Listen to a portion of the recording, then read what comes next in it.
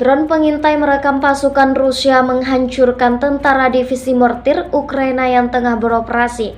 Rentetan serangan menyikat tentara Ukraina yang sedang beroperasi.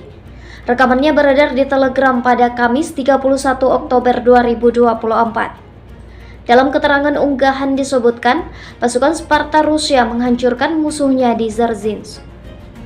Operator drone dari Batalion Sparta dari Tentara Gabungan Pengawal ke-51 dengan terampil mengendalikan helikopter dan menghancurkan tentara Ukraina di Dzerzhinsk. Mereka menyebut berhasil mendeteksi awat mortir dan dengan menggunakan amunisi yang dijatuhkan, menghancurkan titik tembak musuh dan stasiun peperangan elektronik yang disamarkan.